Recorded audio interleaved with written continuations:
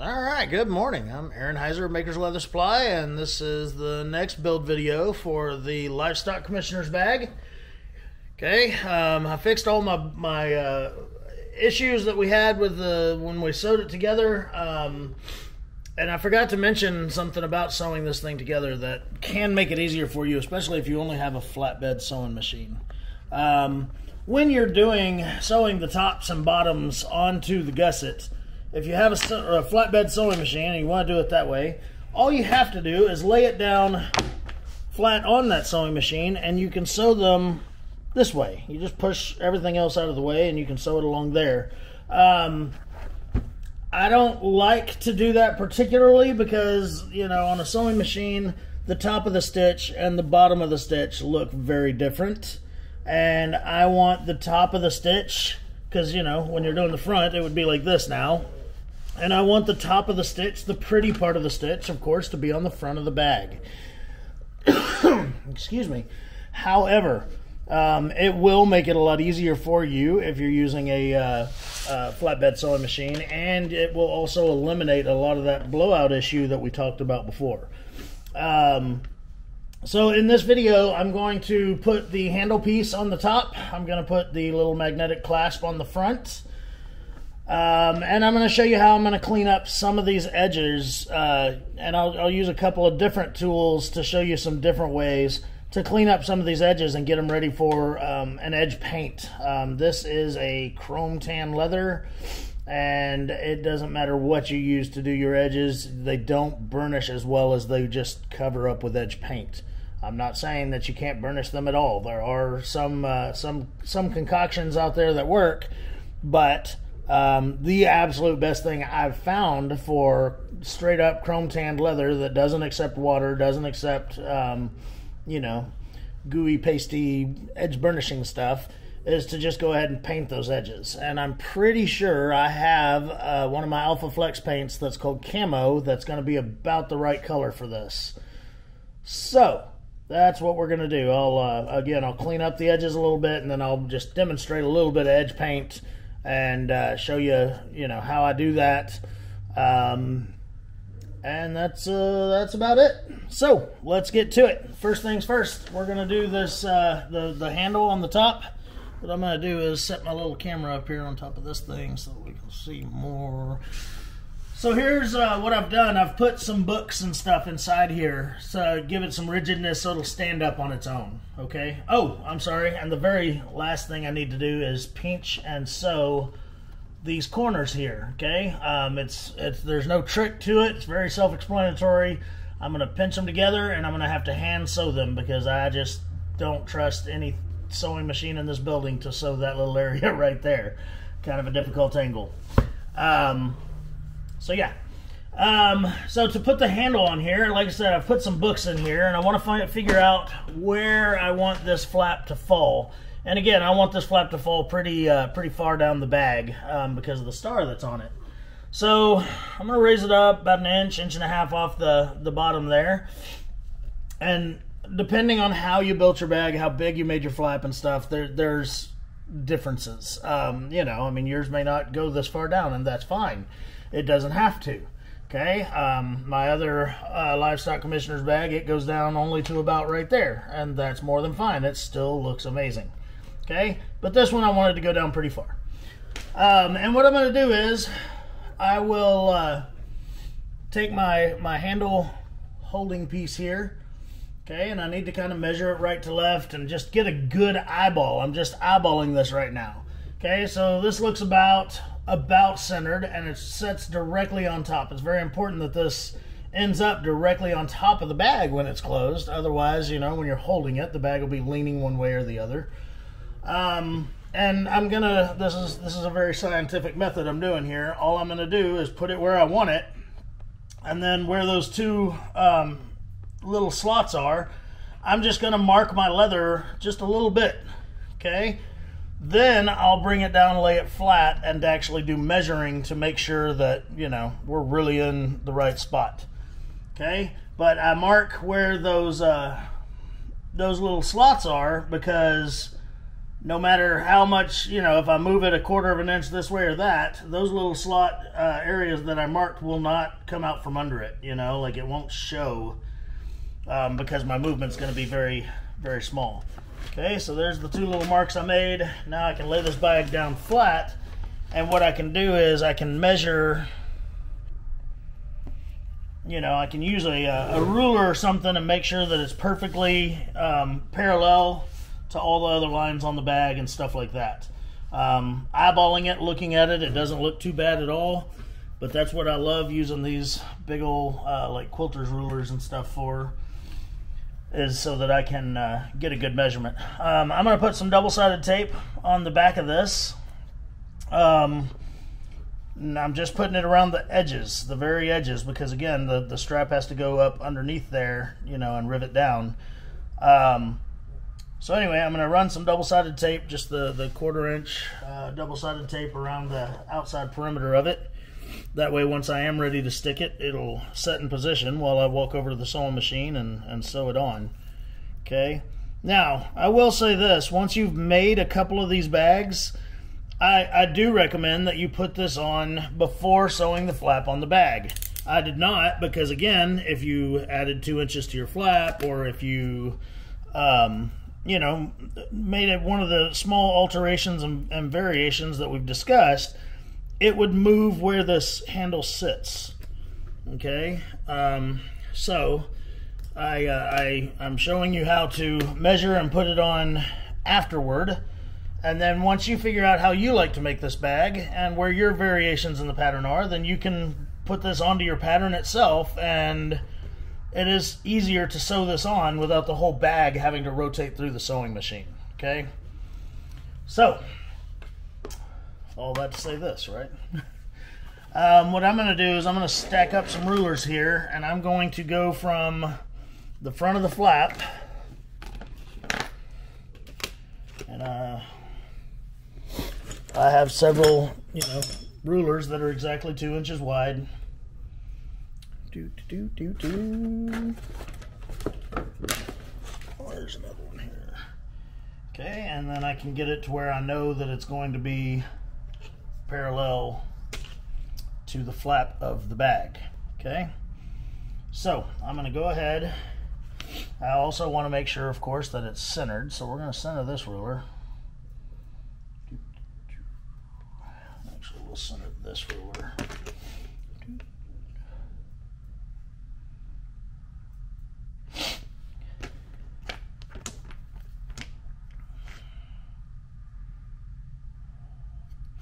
This is how I keep stuff parallel, is stacking rulers. Alright, I'm going to remove my tape off the back of this sucker, or the covering of the tape, of course.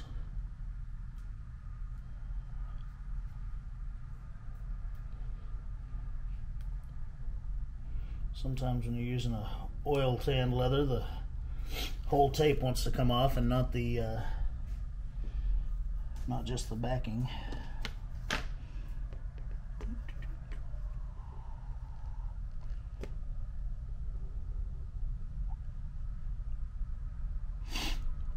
Alright, now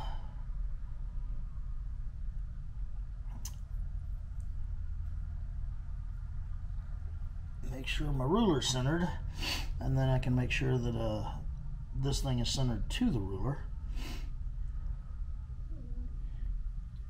And there it is. We're going to lie it down, and I was only about 1/4 of an inch off right to left, and then I was pretty good, you know, as far as it being straight versus cockeyed. Now, before I go sew this, though, I will stand the bag back up and make sure that that is exactly where I want it, and then I'll go over to the sewing machine. I'm going to sew that little piece down. Take my stack of rulers there. Can't have too many rulers, folks. Alright, and that is exactly where I want this sucker. So, lay it back flat. I'm going to take those books out of there, and I'm going to go over to the sewing machine and sew the sucker up. We'll be right back. Alrighty, so I got that sewn on. Here it is right here. Okay, looks great, feels great, right place, good stuff. Now I'm working on my handle. Okay, and I did some work off camera because, like I've explained before, this leather is thicker than what I normally would make this bag out of. So I needed to do some fancy footwork to make it to where the handle I would normally make would still work, okay? So the handle that I really like to make for bags like this, let's get that sucker on there, just a plain strap, and then it's going to have a wrap of, you know, something fancier like the bag body leather on it. And generally, like I said, it's a thinner leather, so I just wrap it around, I sew it down top and bottom there, and then I go under there with a sharp knife or a French edger or something and just cut off the excess right almost up against the stitches, okay? And it works really, really well. But with this leather being as thick as it is, there's just no chance in hell that that would have looked decent or acted decent or sewn right or, you know, anything else I needed. So, new experiment. We'll see how I do. First off, this is 9.5 inches, okay? If you've got the pattern on the bag for where the handle fits in, I like 9.5, maybe 10 inches. I don't want the handle to stick up too high. Honestly, on this bag, I think the handle sticks up a little bit high. Just my personal preference. You can make yours however you like by extending, you know, that strap. But I like it to sit a little bit lower, and I kind of like it when that's like squared, you know, as opposed to a big rounded, know what I mean? You see what I'm saying, right? Okay. So, what I wanted to do, since I had to skive the edges of this anyway, is I want to make it to where, hopefully, when I wrap this around like that, and when I sew down the top, what I'd really like is that sew line to be right on the edge of that skive, and it would give like a domed appearance to the handle, you know, like kind of like my belts that I make. I mean the one I'm wearing, but I don't want to take it off just to show you. But anyway, if I can sew right along that edge, then it'll look like the centerpiece of this, which not just look like it, it will be. The center of this handle would be a little bit thicker and bulkier than the edges, and it just gives it a fancy, refined look. I've never done it on one of these handles. I don't know if I've got my measurements where I need them and everything to make this all right, but that's what I'm going to try out, okay? So, whether you're doing that, all that craziness, or you're just making it regular out of the thinner leather, which I highly recommend, the process of what I'm about to do will kind of be the same. Okay, you're just going to wrap it around and then sew it down both sides and then trim off your excess. Okay, so I'm going to use some double-sided tape to help me get this going good. I'm going to put a piece right down the center of this thing, being very careful not to put it along all the way to the very edge, because I don't want to see double-sided tape coming out from under my handle. Okay, because that's just ugly. We don't like ugly. Now, the other thing I have to do is measure where this handle will be right in the middle, or this leather will be right in the middle of my my handle strap, of course. Okay, so I'll just throw one of my centering rulers out here so that I can gauge all that. I'd better get one I can see a little better than this one. Unfortunately, when the writing on your ruler is white and your cutting board is white, there we go. I'll just get one that I hadn't torn the paper off the back. All right. So what I need to do is try to get that skived portion, I mean just smack ass down the center of the strap. Okay? If it leans or it angles, like we're done. We got to start over or whatever. We got to we'll have to readjust it, okay? So, you know, it's always a goal to try to get this. Oh, by the way, this wraparound piece is 5 inches long, okay? And that's just wide enough, you know, that it's wider than my fist. And also, like I said, it kind of gives it that squared out appearance that, you know, the leather that comes out from under it hooks down into the bag. So anyway, I do it 5 inches wide. And then if I wasn't doing all the fancy skive work and everything on it, I would have done 4 inches, or 5 inches long, sorry, 4 inches wide. And then again, I just wrap it around, trim off the excess, not a problem, because I don't have to worry about centering and everything if I'm not trying to do this fancy skive work here, okay? So your handle reinforcement piece is roughly going to be 5 by 4. You wrap it around. After you sew it, you trim off the excess, okay? So again, I'm trying to center this sucker on here. And I'm also going to push my ruler up here to where hopefully it helps me to center, my strip with the, or the middle of my strap with the middle of my skive there. We shall see.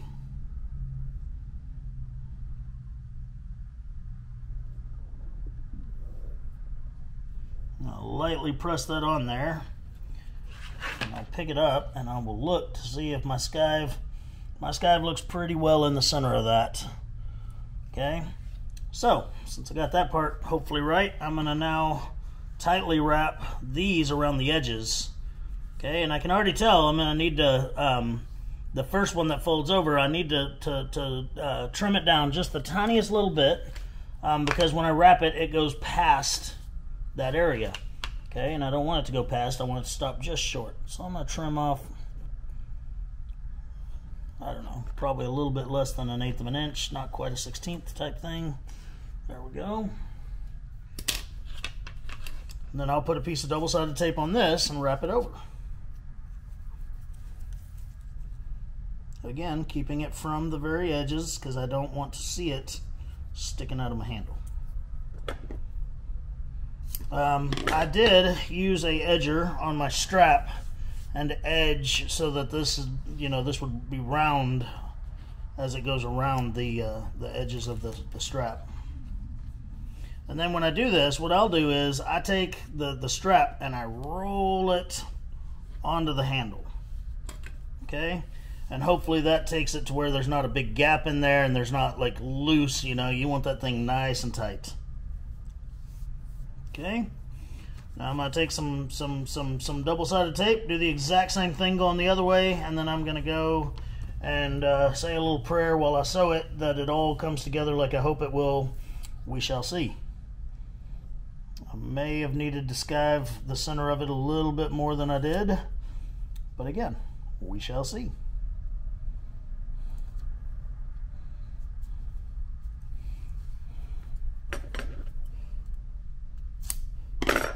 If it does, it's going to look pretty awesome. Alright, so again, I'll take the backing off the tape, and then I'm going to roll the handle to keep it all nice and tight as it goes on. Okay? Now with my fingers, I can feel where that dome is, and I'm really hoping I can get that, what's the word, I guess, accentuated on the final product. But we shall see. I'll be right back.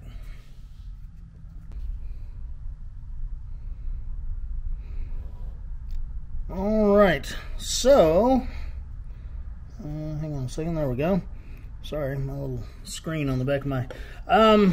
I did okay. For this to be the first time I ever did this, I did okay. It is just slightly askew, but honestly, without super close inspection, you won't see it. It does have a nice little dome in the center, a little bit thinner on the edges, and then I just couldn't have gotten luckier with my stitch line being right up against the very edge of my, like where I would trim it off. If I didn't have to worry so much about centering it, I would have just left that flap hanging out and then trimmed it off after I sewed, but I mean, I just got as lucky as it gets and just sewed right up on that edge. So, now we talk about putting this into the bag. Okay, so we got our bag. It's nice and flat. Okay, push it into one side, push it in nice and hard, push it in the other side, and again, just like those other spots here, you may have to put something in there and kind of stretch it out to get it in there good. But man, I am really happy with how that handle right there turned out. Now I need to copper rivet right here and right here, just like I did on these two pieces right here. And seriously, I'm just tickled to death with how that handle's going to look on there. That sucker is sharp. Let me get you a little closer. Super duper happy, which is rare. I've made a lot of mistakes on this bag. Luckily, I've already decided that this is my bag, and I'm going to take my nice alligator one and make it the store display. But anyway, yeah, with all the blowouts I've had and everything, like, this bag is going to be far less than perfect. But I am super happy with it because it's my colors, it's my Army star, and that handle right there makes me happy. But anyway, I hate carrying around work that I've done, you know, when making videos or doing classes, because of course it is just not at the level of work I like to do, because, you know, I'm concentrating more on doing the video or doing the class than I am on my small detail work. So yeah, when I carry around a bag like that, and people, you know, that meet me at shows and stuff like that, and they want, oh man, this is the bag you made on the video, and then they look at it and they're like, oh my god, like, your work sucks, dude. Like, well, yeah, I mean, some of it can. Anyway, so again, I'm going to rivet these two in place just like I did before, and then when I come back, we will start putting the clasps on the bag.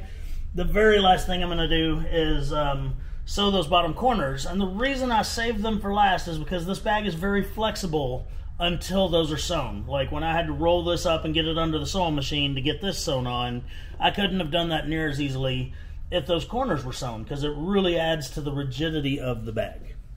Alright, here we go.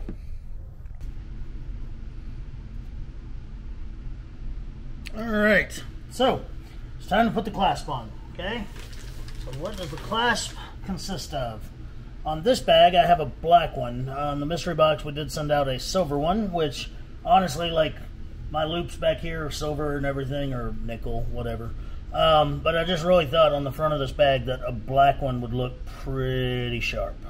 I couldn't find good black D-rings and other hardware, so the hardware's just not going to have to match on this one. And that's okay, because once again, my bag. Alright, so what I want to do first is I want to put this on. Okay, then I'm going to find where it falls to perfectly, you know, and then that's when I figure out where the back piece goes, okay, the little magnet that attaches to it, which is right here in my fingers. So yeah, okay, this is a little bit big of a project for this kind of clasp, but I think it's going to work well regardless. On the original one, I did put 2 LOX fasteners, but I just, like I said in one of the previous videos, I use a lot of LOX fasteners. I love them, don't get me wrong, but every once in a while, variety is okay, you know, like, it's alright to do something different for once. So, I'm just going to find my center right to left, using my centering ruler here, and my center on this, the part itself, okay? It should be, of course, you know, centered with the star, if I centered the star right. If I didn't center the star right, well, I'm still going to center it with a star, because otherwise it'll look goofy. And we don't do goofy often.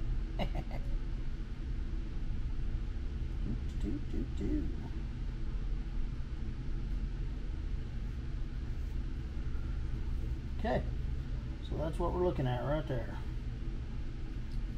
One more check just to make sure.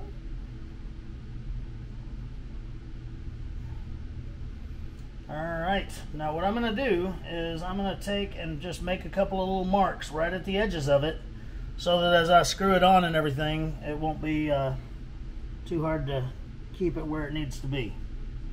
Okay, so I'm just taking my screwdriver and just making these tiny little marks.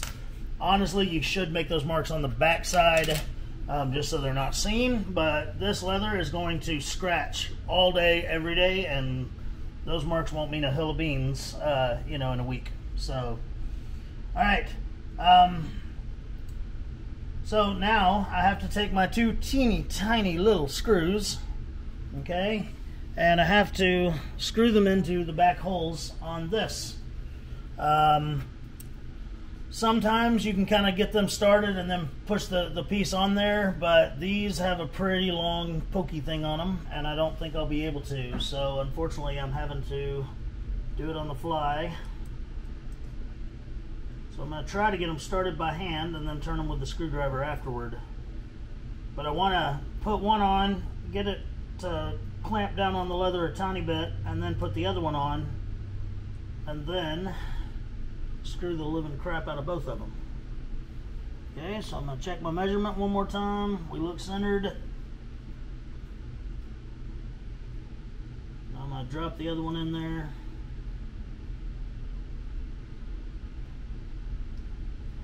And sometimes you may have to build up a little bit of leather on the back side or underneath this clasp if it's not, you know, tight on it. You know, if the leather thicknesses you're using don't really match up with the thickness of the clasp, and that's okay. Just make it so. I hate these tiny little screws. I do not, they're Phillips head screws. I don't have a Phillips head screwdriver that small, so I'm just using the tiniest little broken ass flathead screwdriver that I have, and I did have to modify it a tiny bit just to make sure that it gets on there good. Okay, now I got that part done. Now what I'm going to do is I'm going to take and I'm going to put the front part of this magnet against the base that it clasps to. Okay, and I'm going to pick my bag up. I've got stuff in the bag to keep it rigid and kind of how it'll be when it's in use. Okay, and all I want to do is make sure my handle is directly on top like we talked about, and then I'm going to take and push really hard.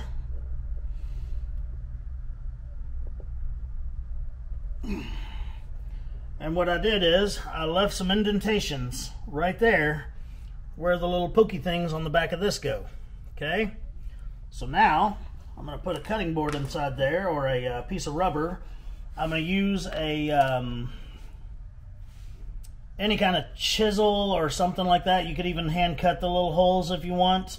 Don't want to cut them very big. I mean, you want this thing to tightly push in there. This goes on the back of it. Okay, so it'll go on the prongs like that. And then you're going to fold the prongs inward or outward, your choice. And then it's really smart to take a very thin piece of scrap leather and glue over the back of this thing. And that'll keep you from ever like digging in your bag and scratching up your hand, or maybe if you're somebody that has, you know, expensive pens, or you put your phone in there or something like that, you don't want those items to get scratched by the back of this silly thing, okay? So, real easy way to avoid that is just to take a piece of leather and glue it on there. Now, unfortunately, 99% of what I'm about to do is all going to be stuff you couldn't see anyway, because I'm down inside the bag and blah, blah, blah. You do want to make sure that you're only attaching it to this outside layer, okay? You're not trying to attach it to this plus the front panel, because then you're limiting your front pocket, and you don't want to do that. So, am I on camera still? Yeah. Sorry. So anyway, I'm just going to go ahead, like I said, I mean, I can hand cut these with my little razor blade here, but I do have a tiny little chisel. It's just basically a sharpened screwdriver that I'm going to poke both of those with once I find my piece of rubber to put behind it. Alright, so when we come back, that'll be on there, and we'll test it and make sure that magnet's strong enough to hold this bag closed. Alright folks, bad news. Terrible news. So I got a couple of books in here, so it's kind of heavy, you know, I need to test this thing out. The magnet does a good job securing it, but then when I pick it up, pops right off. I tested these magnets when I bought them for all the ones we sent out in the mystery box, and the stainless, the silver ones are really strong. But apparently the black one is not. It is just, I don't know if it's the coating on it or what. I really don't want to put a silver one on the front of this bag, so honestly I am going to put a locks fastener on it. I have black locks fasteners. I'm just going to put one right here in the center. I'm not going to do the two like I did before. I don't think. I hadn't decided. I don't know. The problem with the two, to be very honest with you, is it's kind of a pain in the butt to, let me get both of them situated and pushed on.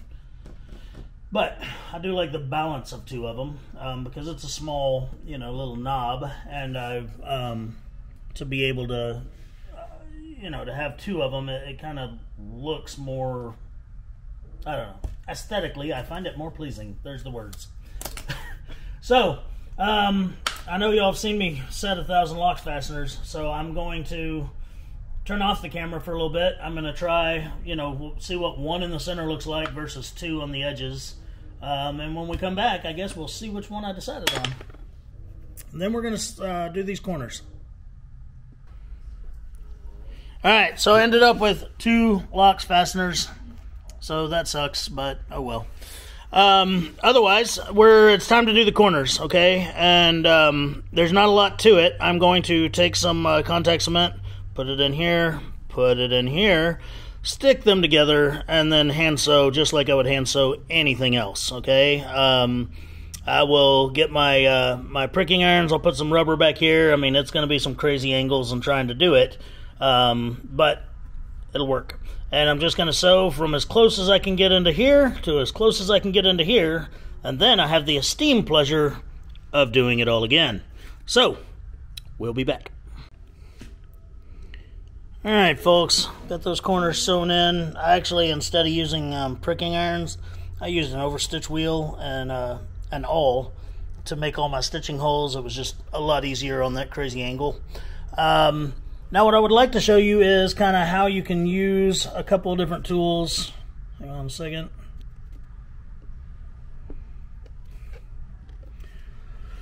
To clean up some of these edges, all right, where you got 2 or 3 layers of leather and they don't always line up just perfectly. This is one of the few times that I really like using a French edger, okay, just like a straight edger. And what I'll do, I've got a number 5 and a number 6 here, and what you can do with that is, get my hand out of the way, just run it across the top and it will level those layers out if it's a nice straight or nice sharp edger, okay? It can help to maybe take a hammer and flatten those and compress them good, and that way it has the compression and the pressure to push against the blade. But yeah, this is one of the very few times, again, that I like using a French edger. I have a whole set of them I hardly ever use, but I do use them for this. Now, if you don't have a French edger, they are expensive if you get really good ones. You can take a blade and just run it across the top and do that. But the benefit of the French edger is that it's going to ride on the 2 layers that you're trying to make the 3rd layer match up to. So that's why I like to use a French edger as opposed to just using a blade. I mean, if you have a real careful hand, you can just use the regular blade. But if it gets kind of crazy on you, then you're screwed. So I'm going to flatten all these edges. I'm also going to sand them really nicely, and I'm going to use some edge paint on this. I do have a video on edge painting and stuff, so I'm not going to do it all on camera. I am going to make myself a shoulder strap for this. It's just going to be a simple 1-inch shoulder strap made out of the same dark brown leather that I used for the handle. And then I'm going to cut another one of these pieces out, this handle reinforcement. Okay, and I'll show you what I'll do with it. Someone moved my other bag.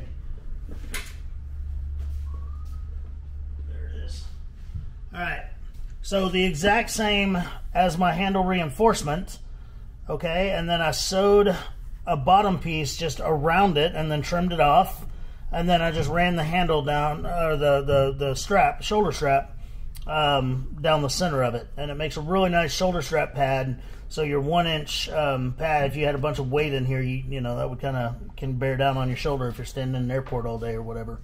So, other than that, this bag is complete. This build is complete. I really appreciate you watching. Here's the next one we're about to do here in the next couple of days is what we're calling the, crap, what did we call this one? The Stockyards bag, okay? Really cool duffel bag. We actually finally did some tooling on one for once. The one I'm going to make, I'm not going to do tooling on because I've got a different idea for it, but I need to make a shoulder strap for this one, and I'm going to do this matching tooling right here on that shoulder strap, and I will do that on one of the videos just so you can see how to tool this pattern that was included with the bag pattern, okay? So, until next time, I am turning the camera around. All right, until next time, I'm Aaron Heiser with Maker's Leather Supply. Thank you so much for watching. Have a great day.